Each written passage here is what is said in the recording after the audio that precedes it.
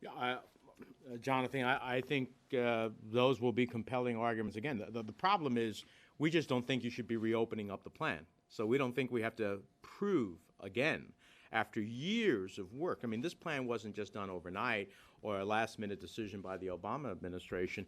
This plan went through years of vetting, public hearings, studies, the whole bit. And so after years of work, you have a 5-year plan. So the first point is that we don't think after all of that work that you should just jettison that out arbitrarily and capriciously. But if we somehow have to make the case, you're right. There's a series of issues on navigational shipping. We have the megaport of the East Coast, the port of New York and New Jersey. We have the questions of military exercises off the coast of Florida and Norfolk, Virginia, I meant to mention some, as well as other parts of the East Coast. And we have a economic equation that is overwhelmingly staggering in favor of no drilling as well. For very little, by the way, from basically some studies that have been made, for very little potential oil deposits as it is, when we already have a huge amount of federal land that goes undrilled that has already been open for drilling. So there's no rhyme or reason to reopen the 5-year plan, and that's the main point of our message. We've already done this work. We already have the public vetting. There's no reason to arbitrarily and capriciously open it. And, by the way, that's an important question. I apologize. That's an important question because as a member of the Armed Services Committee, I've reviewed the national security assessments. They're not classified. They're part of the annual reports and assessments that are done by the Pentagon. And one of the categories is climate change. So if Donald Trump wants to call climate change a hoax, he ought to talk to his generals. It is far from a hoax. It's a national security threat. And exploitation and additional use of fossil fuels simply aggravates that problem at immediate cost, but longer-term national security cost. We're going to have to be prepared for more unrest in other continents, higher tide levels, the impact on the Arctic of additional Russian incursion there because of the ice melting. There are a myriad of national security consequences to climate change. Yes, sir. Jackson Patrick, Morning Consult. Just to clarify, would this bill permanently stop presidents from meddling in an already done 5-year plan, or is it just focused on the 2017 to 2022? It's the 5-year plan. The 5-year period, yes. Yeah, but indefinitely, would this stop a president from No, changing? not indefinitely. No, Oh. it's the 5-year plan. Our goal is to keep the 5-year plan. Our immediate goal that we've all joined together with 24 of our other colleagues is to say, leave the 5-year plan alone. And that's just that, a 5-year plan. At the end of 5 years, a future administration could think about whether or not it wants to institute a new 5-year plan where it could consider drilling in the Atlantic. I separately have a bill called the Coast Act that would permanently take drilling off of the Atlantic, which I think makes a lot of sense, but that's not our focus today. Yes, sir. Thanks for speaking. So with all these initiatives, the two pieces of legislation and the letter, I'm assuming there's no Republicans on there. Is that correct? Sure.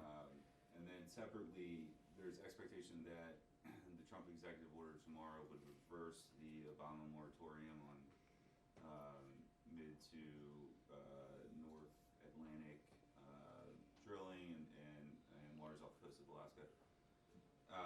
Democrats seem pretty convinced that that's legally perilous, and wondering why that's really the case in light of the fact that George W. Bush rescinded a moratorium from his father in 2008, and there was no litigation that ensued. Well, we think that we're going to be on strong legal grounds in the courts. We're just saying that there's also going to be a battle here in Congress as well. They have to be prepared for a two-pronged effort to preserve the 5-year plan. But there is going to be an army of environmental lawyers who will take the Trump decision to court. And I think that we, as Senator Menendez said, we're going to be standing on very strong ground because it was an exhaustive evidentiary gathering process that we think is going to stand up quite well in the courts. And yeah, go ahead, David. The mere fact that another president did it without significant legal challenge doesn't mean that it's now going to withstand legal challenge or that it's even lawful. The fact that somebody runs a red light doesn't mean that it's okay for the next person to run the red light or that they shouldn't be stopped from running a red light. And whatever was done under those circumstances, the facts are different now, and the law should be given a chance to work. And I would add that I think there is a difference between the moratorium that you referred to and what we're talking about is the 5-year plan. That's one thing. And we believe we're in good standing there because we have gone through the whole process, and that is a 5-year plan that has been determined after exhaustive process. But there's also the Outer Continental Shelf Act, where President Obama took some elements of the Atlantic and permanently took certain canyons and whatnot out of drilling. And on that issue, we believe that the law is very clear that once a president determines to take permanently off any element of America's natural waters off for drilling, that the law provides for no provision to relist it. And so that would certainly, if attempted to be challenged, we don't know that that will be part of the executive order, but if that gets challenged, or I mean, if that is pursued by the administration, that will have a huge legal challenge to it. Yes, ma'am. Thank you for taking my question, Elvina Navaguna with the CQ. Obviously, you're going to need Republican colleagues if this bill is to go anywhere. What's your plan to get some of them on board, and do you know any who might be even willing to share your position? Well, without mentioning any names, would just say that in general, if you're a Republican senator and you have a coastline, that this is something that jeopardizes the tourism industry, the fishing industry, the very identity of your state. So what we're beginning here today is a political education process. There's going to be a fight, and ultimately, the more intensity is built around this issue, the more citizen activism that is created around this issue, is the greater the likelihood that we will find Republican support, because these issues poll out at very high numbers on a bipartisan basis in terms of whether or not people want their state's identity to be compromised by big oil. And I would add to that the 120 East Coast communities that publicly opposed Atlantic drilling, the 1,200 elected officials, the 35,000 businesses, the 500,000 fishing families that spoke out, those aren't just in our states. Those are up and down the East Coast, including in states, as Senator Markey said, who have senators who are Republican. And in addition to that, while we are promoting legislation, the other reality is that there are other ways to get the hearts and minds of an administration. And certainly in the appropriations process, when we go through the regular full-year appropriations process and we come to the Department of Interior and Department of Energy and other things, there are opportunities for us to use, when you have 27 members of the Senate who stand opposed to something, that's hard to get to 60 votes. So the reality is there are many other ways to find leverage to get the administration to rethink their calculus. And let me mention one more point at the risk of saying something that's obvious, because we did just finish Earth Day, and I attended 2 rallies last Saturday. I'm sure my colleagues went to rallies in their states. The energy and passion around this issue is unparalleled in my number of decades being on this planet. The kind of passion and energy is incomparable, and it's growing. It's a movement. It's something that our colleagues are going to have to heed. And for them to be in denial politically, as well as scientifically, is going to be consequential for them at the polls. And they're going to get that message. Yes, ma'am. Thank you. Lauren McDevitt with Hearst Television. So what should our long-term energy strategy look like? I know you mentioned wind. And realistically, what role does oil play in that? Well, that's an excellent question. The law right now calls for 54.5 miles per gallon for the fuel economy standards of the vehicles which we drive by the year 2025. Donald Trump has now called for a review of America's ability to meet that standard.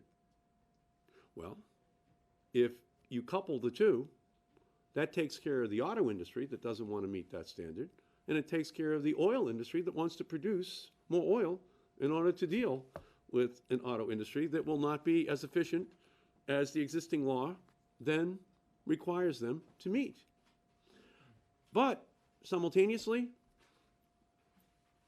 Tesla, Elon Musk, has 400,000 people on a waiting list with $1,000 apiece to buy a $35,000 all-electric car that's coming out next year. And he intends on selling 500,000 of them, which requires no oil to be in the tank. So going forward, as long as we understand that 70% of all oil goes into gasoline tanks, and that we have a strategy which would avoid the necessity of risking our beaches in order to provide that oil, then we're ready for this debate with Donald Trump, because we can definitely link the agenda of big oil, to this potential desecration of these sacred places in every state. And every state does view their beaches as special sacred places. So that would be the agenda. And in the absence of Trump acting in these two ways, we would have been able to avoid having more oil have to be drilled for, because oil consumption is going to go down as each year goes by. And the other thing, I think most Americans would be shocked to know that in all the federal lands and waters that we have opened up to drilling for oil, that there is no obligation to keep that oil here in the United States. I think most people, when I look at those advertisements by the industry on television of talking about American energy independence, they don't tell Americans that, in fact, oil is a global commodity that is exported to the highest bidder. So you drill on federal lands and waters, but you don't keep that oil here necessarily. So at the end of the day, who are we drilling for? Is it for American energy independence, or is it just to add to the global oil market? And the answer to that question, at least as of now, is to add to the global energy market, but not for American domestic consumption. And to put an exclamation point upon that, when I was a young congressman in the House with Bob Menendez, when I was even younger than when they would attempt to drill for oil off of the East Coast, I would always bring the amendment out to make sure that every Republican had to vote on keeping the oil that was drilled for in the United States. And each time, every Republican voted no. So when you hear the president invoke tomorrow the national security of America, the first question you should ask him is, will all that oil stay in the United States? Because the Keystone oil is going out of America. Okay? It's going down to Louisiana, and then it's just getting on ships, and it's going to the highest bidder in the world. That's one thing. That's Canadian oil. This would be American oil coming at the risk of our beaches that would then be put in ships, and they will not oppose that exploitation. Thank you very much. Thanks, everyone. Okay, thank you all. Thanks.